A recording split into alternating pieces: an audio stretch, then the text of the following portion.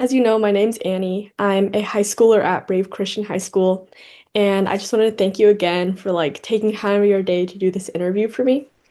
My website, I sent you kind of like a little brief introduction of it. It focuses more on sustainable innovations as well as kind of barriers that prevent them from becoming widely commercialized. But yeah, so could you kind of share like a little introduction about yourself, like how you got into the field and what your research is primarily? Sure. So I'm a second year PhD student in energy science engineering. My name is Bryce De Muth. And what why I'm here and what I'm interested in is, trying to address uh, climate crisis, sustainability challenges, specifically through the lens of energy. And I'm particularly interested in energy storage and how that is at the intersection of a lot of different sustainable technologies. And so my particular research focuses on batteries, which I think, I firmly believe will be pivotal to unlocking a lot of different sustainable solutions. And my work, I'm a member of the Bent research group at Stanford. So the Bent group is known for surface science, thin film deposition techniques, specifically atomic layer deposition, which is a really powerful tool to modify material interfaces at the atomic scale. And there's a lot of great applications for that in many things, especially in sustainability. We do work with catalysis, we do work with energy storage. My work is obviously on the energy storage side. And what I'm looking at is trying to improve interfacial stability for next generation batteries. So batteries that can unlock higher energy density, um, and therefore enable, even a wider array of battery uses or just higher performance battery uses. Unfortunately, there's kind of an inherent trade-off. It's more energy dense. It's typically more reactive and therefore less stable. So we're trying to figure out how to improve the stability to make them a practical reality. Mm. Yeah, I definitely agree how batteries are kind of discussed as a really key technology for energy storage, especially with clean energy, um, and alternatives to carbon dioxide, I mean fossil fuel usage. But yeah, I just kind of wanted to ask what is sort of the problem that your research kind of aims to solve and how does it sort of bridge a solution? Yeah. So again, it's the kind of I was hinting at it with the earlier question, but it's the trade-off where, for batteries, you can look at a textbook or a sheet, and there's something known as standard reduction potential, and you can tell exactly, you put two materials together, you kind of know the theoretical energy density of a battery making those materials. And Mhm. lithium is used in most batteries because of how reactive it is. It has a very low standard reduction potential, but because of that, it means it also reacts really easily with a lot of other things. It really likes to give up its electrons. Yeah. And so more energy dense batteries, like right now we use lithium ion, which is more stable. But if we want to just use pure lithium metal, that can hold a lot more energy per weight, or if you uh, per weight or per volume.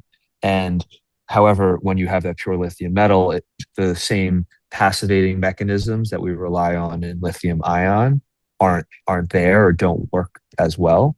And so my research is trying to address how can we improve that stability using our surface science techniques and other methods. There's a lot of different ways to go about it. People look at studying the electrolyte. That's obviously incredibly important.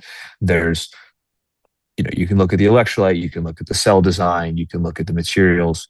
What my group does in my research is focusing on the interface between the electrolyte and the lithium metal. So that solid liquid interface, trying to improve that and stability. Mm.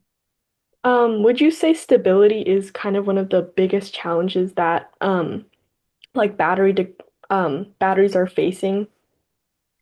Yes, especially for the next generation, like trying to get to higher performance batteries that don't exist. Like lithium ion, the batteries are great, right? Mhm.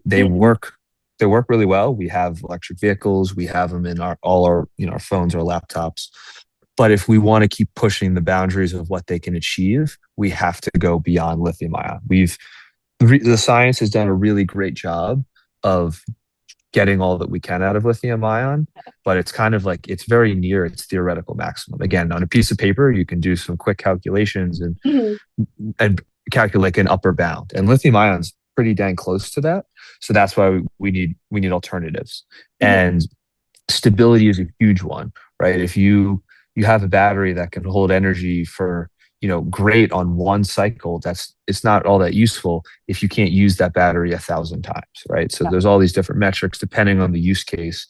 But an electric vehicle, you might want to charge and discharge it, you know, you want to just charge and discharge it thousands of times, not Mhm. just a Yeah. few. So Yeah. stability is huge, safety is huge, cost is huge. A lot of my research right now is just focusing on the stability aspect. It's one of many. I would say it's not the only important one. Again, cost, safety, and stability, and then also just the actual performance are all really critical metrics. Yeah. Within like the field of batteries, would you say kind of your the bent group's work on interfaces is unique or kind of something new? That's a great. I certainly there are other groups who do a lot of interfacial work. It's there's other groups who do atomic layer deposition as well. So we're not the only ones doing it by any means. It is it's a specific and more it's a more unique approach, but we are not the only ones doing it. And there's again a lot of different ways to go about it and a lot of different great research. I think what's somewhat unique in previous work that I'm trying to build off of is showing how using certain ALD films can modify pretty powerfully the morphology of the plated lithium, meaning Yeah. just the shape it plates in.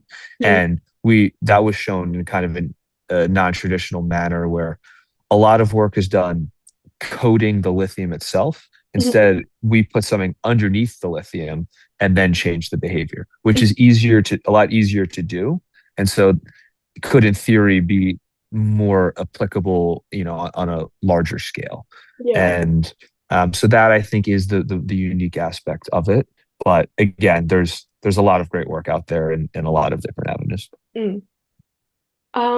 What do you kind of see as like the biggest challenge from preventing ALD coatings for these battery materials from being like widely commercialized?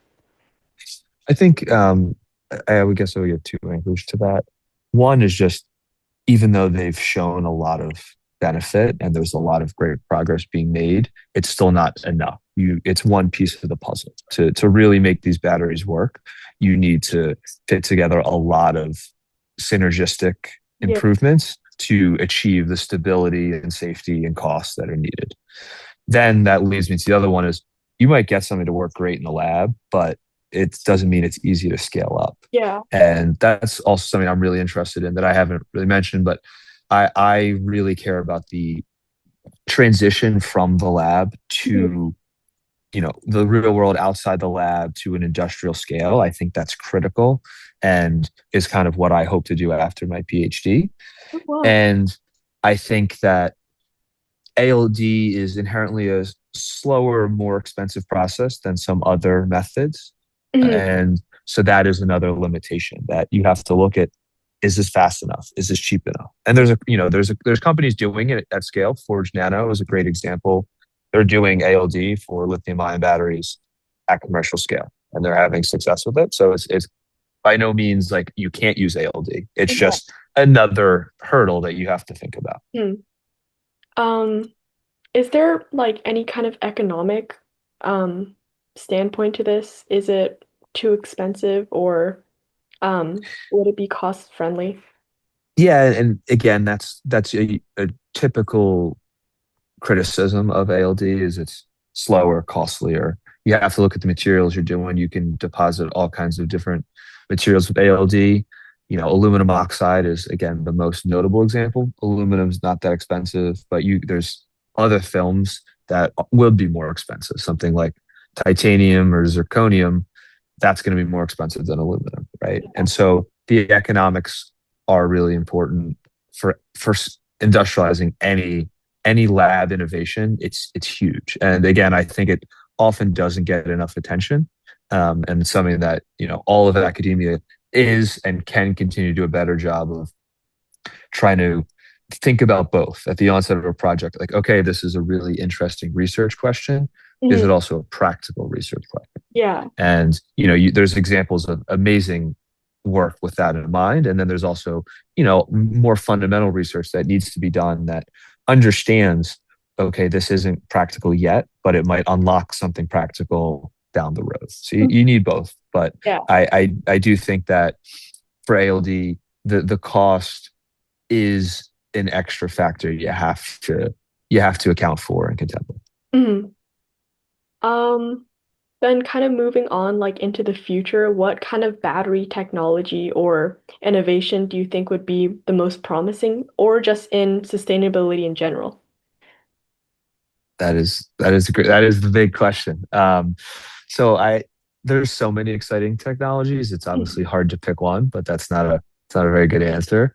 I think I see two sides of it. I think there's going to be a divergence for batteries, and there's going to be cheaper and safer batteries. Things like maybe aqueous using a water-based electrolyte. That's a Mhm. lot safer, typically Yeah. uses a lot cheaper materials. But those, again, you can do the same type of calculations on a piece of paper. Those we know they'll hold less energy, right? So those would be good for more grid scale things. The Mhm. grids, the grid is, probably the most important aspect of the sustainable transition. Data centers are just making that even Yeah. more so and making and further straining the grids. So I think something like an aqueous battery might be really great for those kind of um, stationary systems. Form Energy has the iron air battery, Mhm. right? And they're doing really well for that exact reason. Iron and air are super Yeah. cheap, and it's not the best battery in terms of a lot of performance metrics, but it's really cheap and it works. And that's why it's a great company doing cool things. Yeah. And the other end of the spectrum, I think we will need really high performance things. And that's why I think lithium metal, if we can get it to work, has a future. There's a company there's two, or maybe more than two, but Joby is an example of a eVTOL company, Mhm. electric vertical takeoff and landing, and Archer is a competitor. They're trying to do, you know, basically electric helicopters in the bay.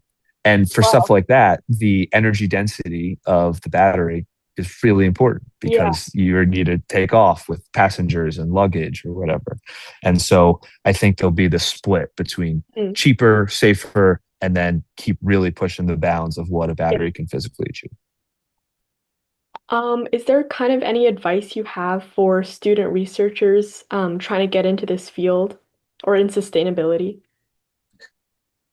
Just learn how to learn. That's still what I'm doing here at Stanford. That's the Hmm. best thing I'm getting out of my PhD is every day, every week, I become a better learner. And there's it's cliche to even say at this point, but it's true. The world's changing really fast. AI is accelerating that. Yeah. No one really knows what 5 years is going to look like, much less 10.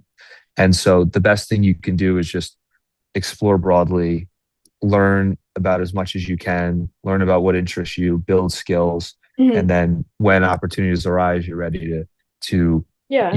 contribute and take advantage of things that are you know handed to you, given your way. And I think there's it's easy to get stressed about like trying to pick the perfect path, and there is no such thing. So you just have to just put yourself in a position to work hard, learn broadly, and you'll no matter what it is, you'll end up in a great spot. Yeah. Um, so our last question, like, is there anything that we didn't touch on during the interview that you think is kind of important for people to understand about like ALD coatings for batteries or just in general? I think let me think about that.